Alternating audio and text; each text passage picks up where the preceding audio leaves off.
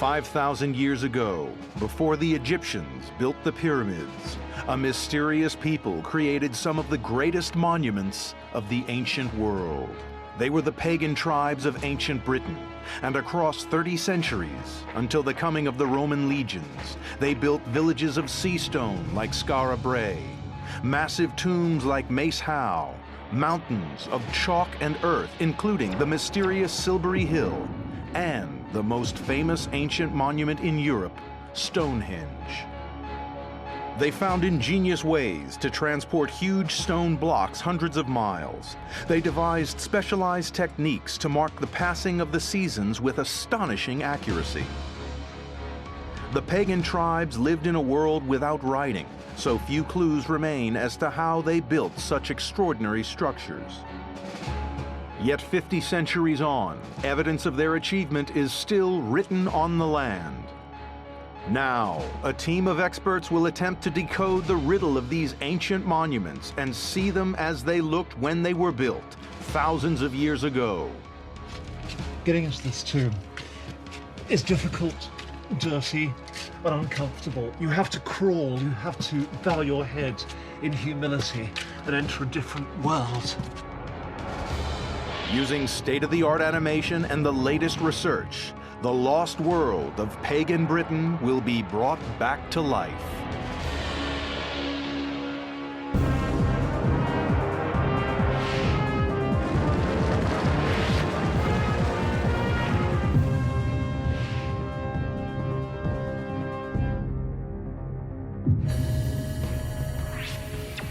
Off the far northern tip of Scotland, where the Atlantic Ocean and the North Sea meet, lie the Orkney Islands, as inhospitable as they are remote. Yet despite this, people have lived on these islands since the dawn of time, and they left behind some of the best examples of Stone Age construction found anywhere in the world. Wandering hunter-gatherers settled here 6,000 years ago. They cultivated the land and became farmers. We know little of their day-to-day lives, but clues to their world can be found in ruins that still remain today. There are stone circles that measure the changing cycles of the solar year, tombs designed to bring the living into direct contact with the world of the dead. The people who built these structures we now call pagans. What they called themselves, we may never know. All that we do know for sure is that their beliefs drove the pagans of Orkney to extraordinary feats of construction long before the great buildings of Greece and Rome were erected. What these ancient pagan monuments looked like in their heyday has long been a riddle. For centuries, all trace of these people was lost or hidden. Then, in the winter of 1850, a freak storm hit the Orkney coastline. In a place called Skara Brae, the wind and high seas stripped the grass from a mound by the seashore, and when the storm had passed, the local people found ruins emerging from the sand. They were the remains of a Neolithic or Stone Age pagan village. For Erica Goodman, an archaeologist, Skara Brae is more than a ruin. It's a gateway to a lost world. It's absolutely astounding because archaeologists are used to dealing with really ephemeral remains from the past. So we're scrabbling around after very faint traces of archaeology. And here we've got this whole village, not just the individual standing structures, but a whole Neolithic village. Tests have dated this settlement as being around 5,000 years old, making it hundreds of years older than the Egyptian pyramids. Most Neolithic homes were made of wood and have long since rotted away. But the Orkney Islands are almost entirely treeless. Out of necessity, these houses were built from stone. What I'm standing on is the Orkney flagstones, and this is a sedimentary rock. So it means it was all laid down in thin layers. This was all created underwater. And what that means is that it cracks into these nice little building blocks. So all around them, they have this natural building material, and it makes sense that they would have used this rather than use up their precious firewood. The village is made up of 10 circular houses. The walls are built of natural beach stones held together without mortar. The dry stone walling technique is really effective, and you can see that it's quite solid because the building's still here after 5,000 years, and you can't say that about most of the buildings that we're putting up today. All the homes of Skara Brae are built to the same basic design. The focal point of this house was the hearth, or fire. Built into the far wall is what archaeologists assume was storage space, while on each side wall are structures believed to have once housed beds.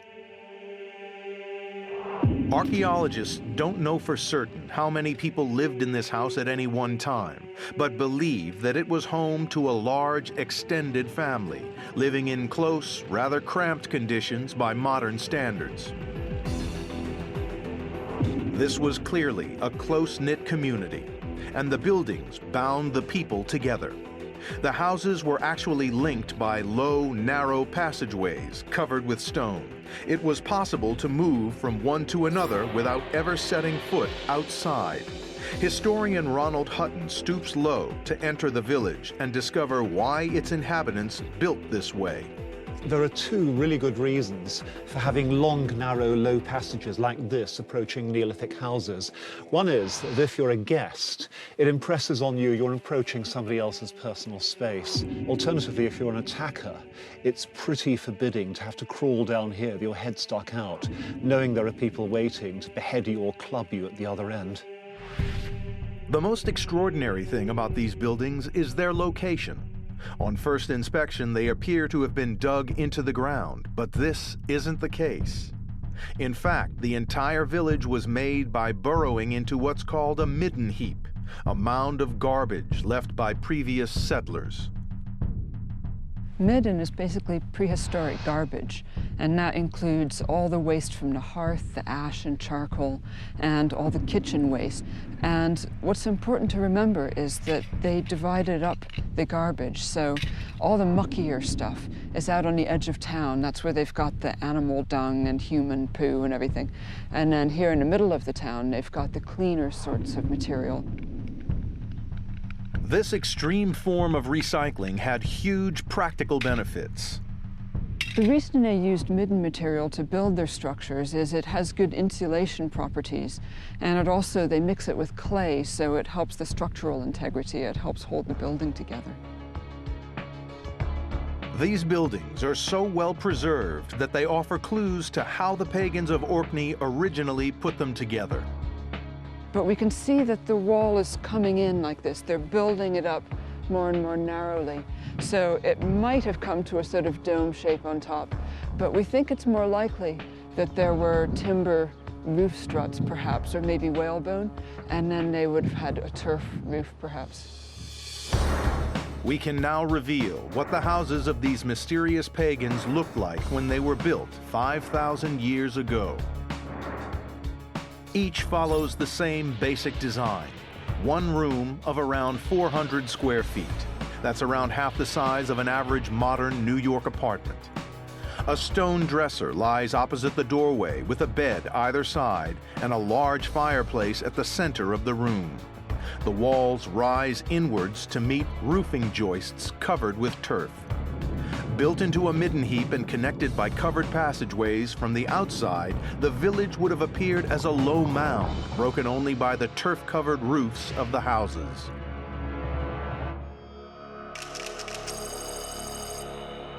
The pagans who lived in these houses almost certainly helped build one of the greatest and most baffling prehistoric monuments of Orkney, the Ring of Brodgar.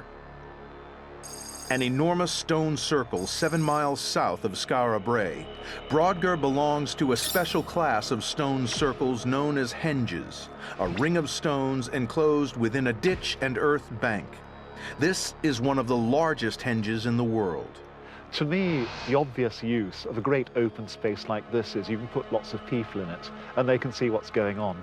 So almost certainly it was a center where lots and lots of people met up at certain times of the year, the great seasonal festivals, in order to exchange ideas, celebrate religious rituals, trade things, have dating services with each other so they could find married partners and mates, and generally get together to do all the things that large numbers of people need to do. But how these ancient people managed to build something as large as the Ring of Brodgar without modern tools or lifting equipment is astounding. Just to dig the ditch surrounding it meant excavating 11,000 tons of rock, enough to fill 2 Olympic-sized swimming pools. Such a construction project must have involved every able-bodied islander over a long period of time. But even more perplexing is why they built it and what this circle represented. The fact that this is a circle of stones is incredibly significant because around about 5,000 years ago, the people of the British Isles became fascinated by round shapes. Possibly it's simply that by then they could see the horizon, because the horizon is a natural circle if you look around, and these monuments could be matching the horizon, mirroring the land around. The Ring of Brodgar may have been built as a model of the Orkney landscape. The stones were brought from sites all over the island, and it's possible that each small community erected their own stone to represent their village. Today, only 27 remain, but experts believe it once looked like this. 60 large standing stones were surrounded by a deep ditch. Beyond the ditch rose a 10-foot-high earthen bank that enclosed the whole site.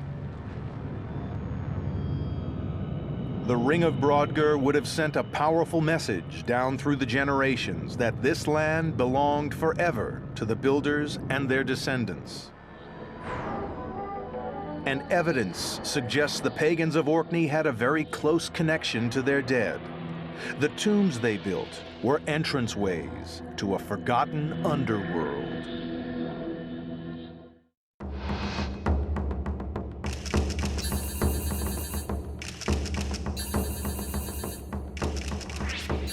"50 years ago, a farmer on Scotland's Orkney island of South Ronaldsay was digging in a mound close to cliff tops when he uncovered an entrance into a dark, subterranean chamber.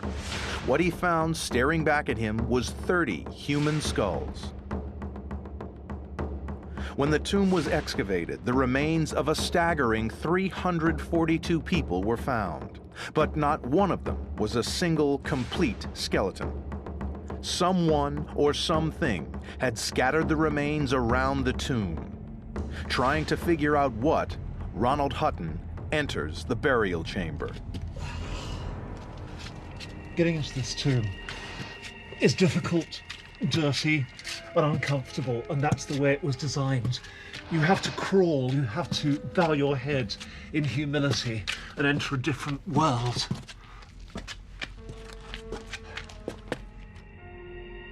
Once inside, the tomb opens out into a narrow room with a large chamber at each end and smaller side chambers down at floor level.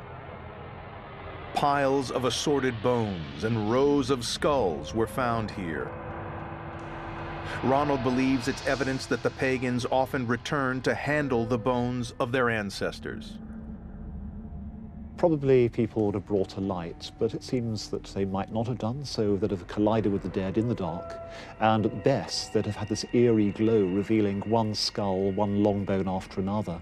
And you're making contact with the dead very intimately, very physically. I'm almost literally, your nose is being rubbed in death. But why would the local people feel such a compelling need to be close to their dead?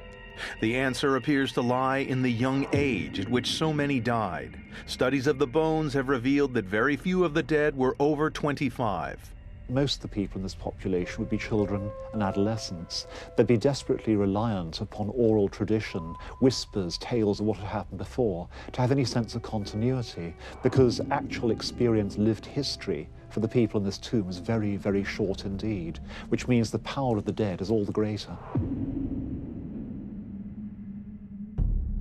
The lack of complete bodies means that the skeletons may have been broken apart and stripped of their flesh before being brought into the tomb. Clues to how this might have been done lie among the human remains: sea eagle skulls and talons. It seems likely that eagles were an integral part of the pagan death rituals that took place here.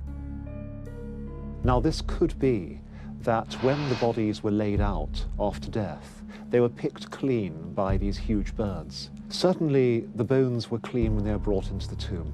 And this is so that the bones can be handled, can be used in ceremonies, in rituals, or it could even be the eagle as the symbol of the entire community down here on this island. They were the people of the eagle. Today, this burial place is known as the Tomb of the Eagles, but when it was built, it was probably as much a temple as a grave. One of our problems in studying the Neolithic is what we call these places. We call them tombs, but in the modern sense that has to be wrong, because they are the temples of the time, they are the holy places. And it could be that the dead themselves were transmitters. So you use their bones rather like mobile phones to contact the goddesses and the gods. And only through the dead can you gain access to the other world. We can now rebuild the Tomb of the Eagles as it was when pagan tribesmen came here to commune with their dead. Divided into 3 sections by upright flagstones built into the walls, at either end of the tomb were compartments, one of which was full of human bones. The chambers in the western end of the tomb held dozens of skulls, and still more lined the walls beside piles of bones. And placed among the human remains were the bones and skulls of sea eagles. The only way in or out of the tomb was through the long, narrow entranceway. Back to the world of the living, and it's so bright. But the Tomb of the Eagles is not the only example of a pagan burial site in the Orkney Islands. 20 miles north is a place which holds yet more secrets about the death rites and religion of the pagan islanders, the magnificent sandstone tomb of Maes Howe. Archaeologist Erica Goodman investigates. This place is amazing. And one of the things that really strikes me to begin with is just how fine the masonry is. Remember at Skara Brae, it was quite coarse. It was just little slabs of stone straight off the beach. You know, some of them were even rounded beach pebbles. But here it's all carved. You can see the masonry marks where they're actually carving this into a nice, neat block. Maes Howe is the largest tomb on Orkney. Built some 5,000 years ago, it's made of huge Orkney flagstones, some weighing an incredible 30 tons. Approximately 15 feet square, with smaller side chambers in the middle of the walls to the left, right, and rear of the tomb, its floor plan mirrors the houses of Skara Brae. This is about a similar sort of size and shape to the houses at Skara Brae. And not only that, but when you walk into the tomb here, there's a focal point here, right where the dresser would have been in the house. Also, you've got these chambers to either side in the same place as the bed has been in the house at Skara Brae. Of course, the one thing that's missing is the fireplace. The similarities between the tomb of Maes Howe and the houses of Skara Brae are further evidence that the pagans of Orkney believed in a special closeness between the world of the dead and the world of the living. Another central aspect of pagan religion was the cycle of the seasons. Pagan means country dweller, and their dependence on the land meant that pagans were very aware of their place in the natural world. They attributed special significance to turning points in the seasons. They attached great importance to the summer and winter solstices, when the longest and shortest days of the year occur, as well as to the spring and fall equinoxes, the 2 days of the year when day and night are of equal length. Evidence of this can be seen in the tomb at Maes Howe. It is deliberately designed to mark one of these key seasonal events. On Midwinter Day, which is the winter solstice, the sunlight comes straight down this passageway and it shines on the back of the tomb. The Neolithic engineers designed this on purpose in order to capture the moment of the winter solstice. And that's because in pagan thinking, the solstices are very important. For the pagans, midwinter was the time of the dead, the season when fields were barren and no crops grew. The winter solstice marks the end of winter. By bringing its light into the tomb, the pagans were seeking the help of the ancestors, hoping to ensure the return of spring. But to capture the light of the midwinter sun, the builders of Maes Howe needed to perfectly align the entrance tunnel of the tomb. The 4 large pillars at the corners of the chamber hold a clue. The pillars are an enigma. They offer no structural support to the tomb, suggesting their purpose may lie in their close resemblance to standing stones. Local archaeologist Martin Carruthers believes that the 4 stones could be part of a ring of standing stones that once stood outside the tomb. It may well be that there's a series, or have been a series, of stones here present as a circle prior to the construction of the tomb, and it may even be that those pillar stones you saw within inside the chamber originated out here in a stone circle and were then incorporated into the later tomb. Around the outside of Maes Howe, archaeologists have discovered holes that probably once housed standing stones. It seems likely that the 4 stones now inside the tomb were once at the center of a circle of standing stones and lined up the ring with the winter solstice. The tomb was then built around the 4 stones, the entrance tunnel perfectly aligned with the last rays of the setting sun. Over time, the ring of stones disappeared, and all that remained was the tomb itself. It's clear that communing with the dead was an essential part of pagan life, and their death rituals are the basis for a striking new theory about the lost world of the most mystifying of all pagan monuments, Stonehenge. Stonehenge in southern England, one of the most famous pagan monuments in the world.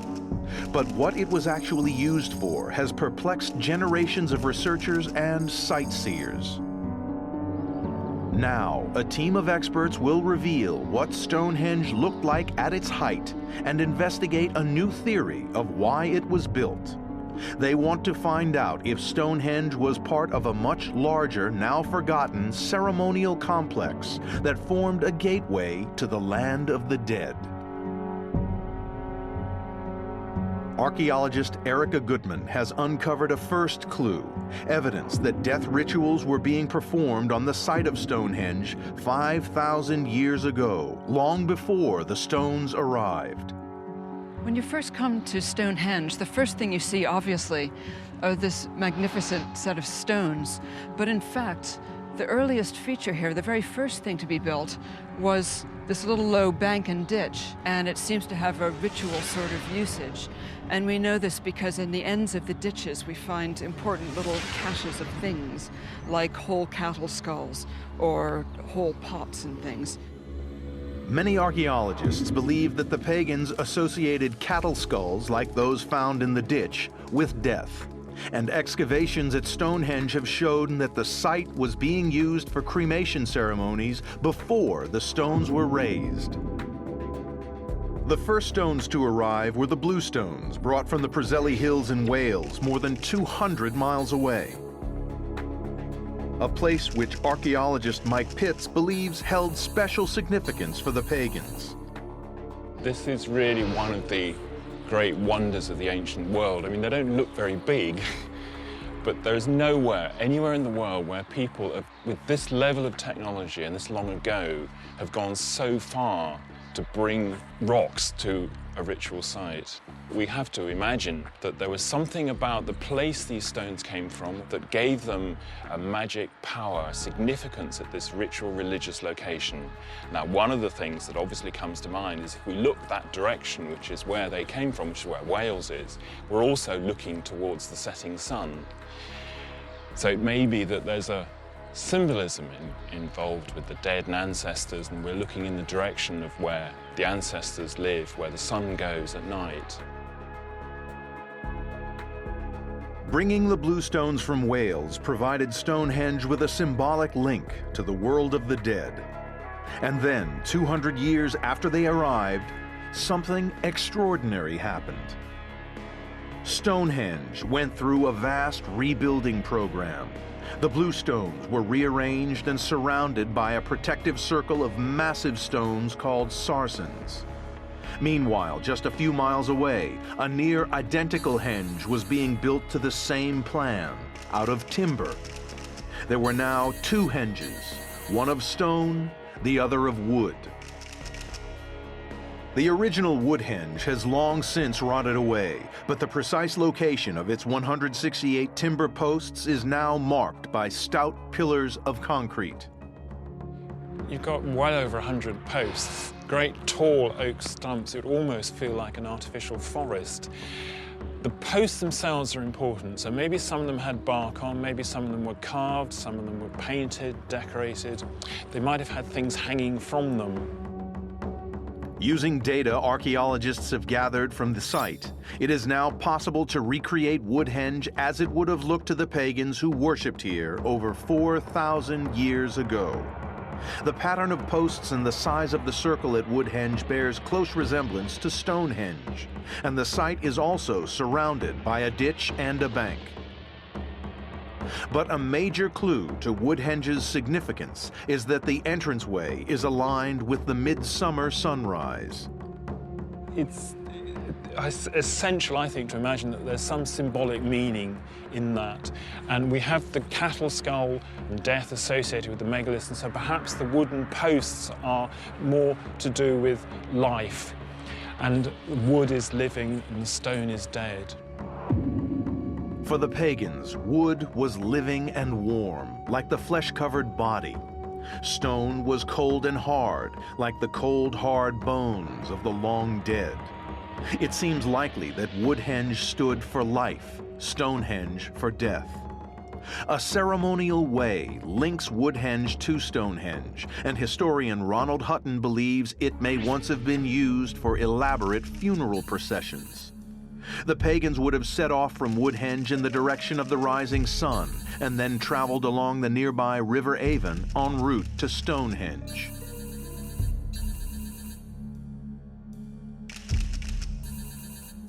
Water, like the River Avon here, was really important to Neolithic monuments. It's found around so many of them, perhaps because it's such a strange element.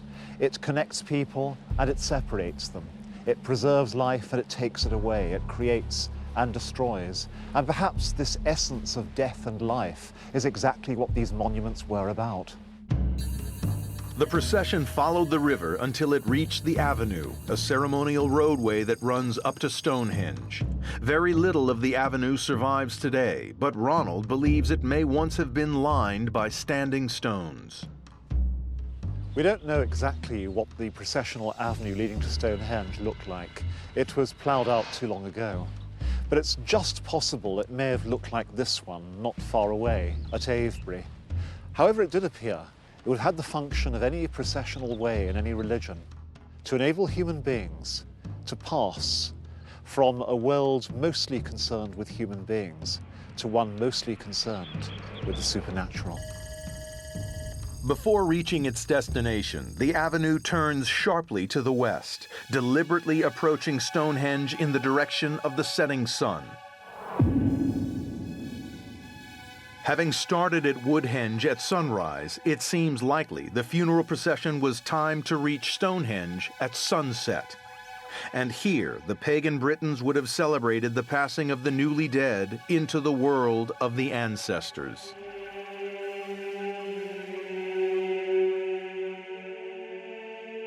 Work at the site of Stonehenge stretched over millennia, but its stone circle was built in only a few short years. Over the centuries, many of the stones have fallen or been removed, but we can now rebuild Stonehenge as it would have looked to the pagans who likely used it for their death rituals millennia ago. At the center of the ring was a horseshoe of 5 trilithons, 2 large stones with a lintel atop them. They surrounded 19 small bluestones and were in turn surrounded by the famous circle of massive sarsen stones topped by a continuous ring of gently curved lintel stones. Stonehenge and Woodhenge together would have dominated the local landscape. But only a few miles to the north is another pagan monument that has long defied all explanation, a vast artificial hill that archaeologists estimate took 18 million man-hours to construct, Silbury Hill. A few miles to the north of Stonehenge is Silbury Hill, the largest prehistoric mound in Europe. Created by pagan Britons nearly 4,500 years ago, it rises to over 120 feet and is older and higher than some of the Egyptian pyramids. But like the pyramids, does it contain a secret within? One of the things that people always associate with big old mounds is buried treasure. And people have looked for treasure in Silbury Hill for hundreds of years, but that's the twist. There have been so many tunnels dug into this hill by now that have found not a scrap of anything you could call treasure. Despite centuries of digging, no burials or treasure have ever been found. Silbury Hill seems to be just a solid mound of chalk and earth. The mystery of why it was built remains unsolved, but how it was built may offer clues. This would have been an incredible technological achievement for the people of the Neolithic period. They had no metals to work with, so all of their digging was done with antler picks and the scapulas, the shoulder blades of cows that they used for shovels. Archaeologists calculate it would have taken 700 men 10 years to excavate, dump, and shape the 9 million cubic feet of earth and chalk that make up the hill. It was probably built in 2 phases. When this was first built, it was only about 18 feet high. But then in the second phase of building, they built it up to 120 feet. So it's absolutely massive. And the slope is really steep, so it stands out in sharp contrast to the low, rolling hills all around it. But making a hill is no small challenge. You couldn't actually build a structure like this by just piling up soil and rubble, because it would just erode down the slope. So it's very carefully engineered in order to retain this particular conical shape. Silbury Hill may not be truly circular, but could have been built as a polygon, possibly of 9 sides. Outer walls of chalk leant inwards at an angle of 60 degrees for maximum stability. They were joined by radial walls built out from the center of the mound. The gaps between were filled with chalk rubble. It's possible that the mound was built as a series of stepped platforms, but the latest archaeological surveys suggest a different method of construction. Another thing that occurs to me is that it may have been built as a spiral. Now, there's some archaeological evidence for the construction of this mound in a spiral, and it certainly strikes me as I'm walking up that that might have been the easiest way to build it, because certainly it is easier to bring material, construction material, up a ramp than up steps. A spiral shape may also have had religious significance. The spiral is one of the great artistic symbols of the age, and so people taking a spiral path to the top of Silbury would be literally walking a spiral. A spiral pathway would have made the hill both easier to build and more suitable for religious processions. But there may also be a link between Silbury and the surrounding landscape which could explain why the structure was built so tall. Nearby is the largest stone circle in the world, Avebury. Silbury Hill is also close to 2 other key pagan sites, West Kennet Long Barrow and the Sanctuary. Historian Ronald Hutton wants to investigate a new theory, that Silbury Hill could have been used as a signaling platform to coordinate simultaneous ceremonies at all the different sites. It's an idea that's never been tested. Until now. Right, the theory is that from every major part of the Avebury landscape, you should be able to see the top of Silbury Hill. To put the theory to the test, archaeologist Erica Gutman travels to West Kennet Long Barrow. The barrow once contained the remains of around 50 people and is one of the best preserved burial mounds in the British Isles. It's also one of the largest. It's as long and half as wide as a football field. Well, here we are at West Kennet Long Barrow. Now let's see if we can see Ronald. Yep, there he is. You can see him keeping the red flag flying. Next stop is the sanctuary. Probably once a forest of wooden posts, the sanctuary was not so much a structure as a ritual site where newly felled trees were ceremonially planted into the ground. Well, here we are at the sanctuary, and I can just make out Ronald silhouetted against the sky. And that's kind of interesting, because if Silbury Hill were just a little bit lower, he'd be lost against the hills in the background. But as it is, we can see him quite clearly. The last stop is Avebury, the largest stone circle in the world. A giant ring of 98 huge stones enclosing 2 smaller circles. It's likely to have been the most important ritual site in the area. For the theory to work, the flag on Silbury Hill should be visible, but inside the ring, it isn't. Only when Erica climbs the circle's high outer bank does all become clear. From the top of the bank here, I can see him quite clearly. And in fact, he's silhouetted against the sky again. And you can see Silbury Hill is standing up against the skyline, higher than the level of the surrounding hills. So Ronald's theory really does work. Maybe it could be a signaling platform. Because Silbury Hill is visible from all 3 locations, it suggests that during certain times of year it could have been the central point of a series of simultaneous ceremonies. Avebury, West Kennet, and the sanctuary could each have taken their cue from what was going on at Silbury. What happened during those ceremonies remains a mystery, but Ronald Hutton believes there is one more piece of evidence that lends weight to the theory. Okay, what I'd love is to have another idea in with that. Okay. And that is, they didn't cover the chalk rock of Silbury with anything. And so it was a shining mountain of light, a glowing hill under sun and under moonlight, so you could see it for miles. If this theory is correct, during the time of the Pagans, Silbury Hill wasn't overgrown with grass as it is today, but was a shining man-made mountain of white chalk with a spiral pathway. Anyone on it would have been visible for miles.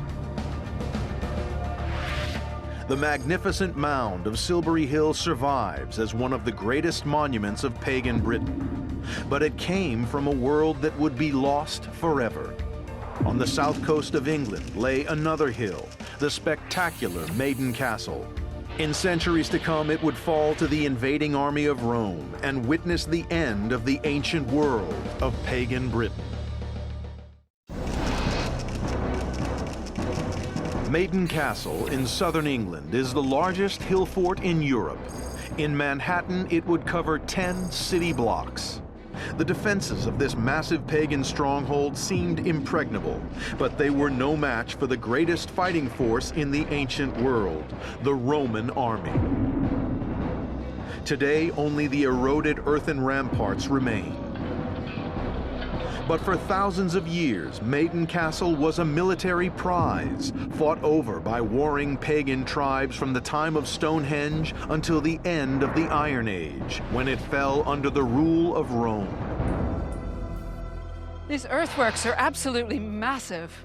We've got a great rampart there coming down to a deep ditch, coming up to another huge rampart here. And this is actually standing about 75 feet over the height of the ditch.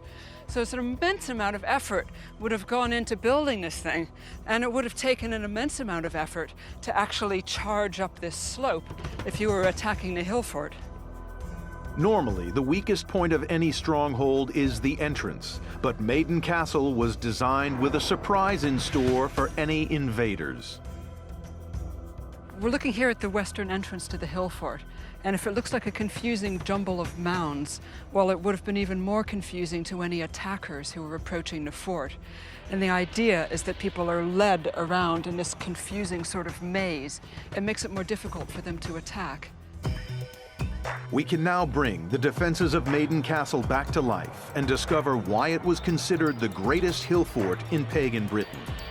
3 concentric rings of ditches and banks surrounded Maiden Castle.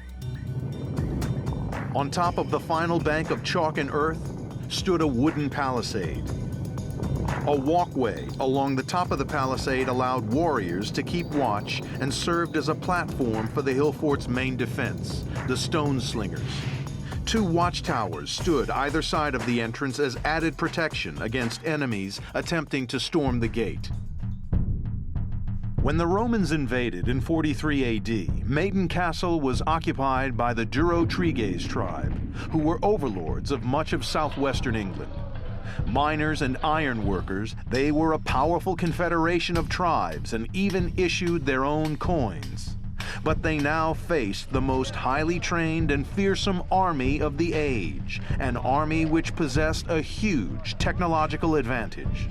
They used a type of crossbow called a ballista. The nearby Dorset County Museum contains evidence of its effectiveness in the remains of 2 pagan warriors found at the site. There were a number of graves of Iron Age warriors, and about 10 of these people had had sword cuts to the head, severe cuts and blows all on the skulls, and one of them actually had a ballista bolt through the spine. But to reach the defenders of Maiden Castle, the bolt must have traveled over 3 huge ramparts. To understand the ballista's range, historian Ronald Hutton is looking at a working replica.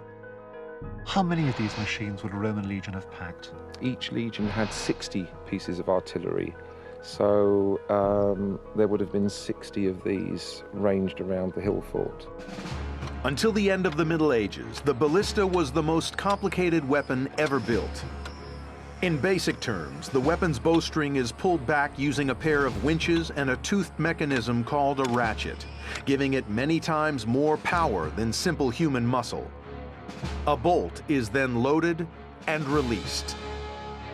A ballista bolt could travel at over 110 miles per hour and had a range of up to 1/4 of a mile. Good grief, that bolt went faster than my eye could see. The ballista allowed the Roman invaders to launch volleys of bolts into Maiden Castle from far out of range of the pagan defenders' slingshots. When you're throwing sling stones, there's only a certain range you can manage. The Roman ballistas were able to far outdistance the slings that people were used to warring with. So all of these ramparts, this great distance and height, it wasn't enough to fight the Romans. Even from the top of the palisade, the defenders would not have had a clear view of the Roman encampment. And with a range of only 200 yards, their stone slings wouldn't even reach halfway to the Roman ballistas. The ballista was more than capable of sending a projectile over the ramparts and wooden palisade into the very heart of Maiden Castle.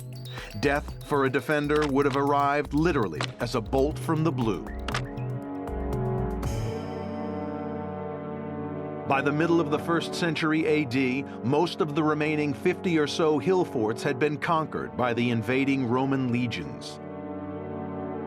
The lives of the pagan Britons were transformed completely by an influx of people and ideas from all over the Roman Empire. Yet even before the Roman conquest, many of pagan Britain's monuments and settlements were long forgotten memories, because the people who built them had themselves changed.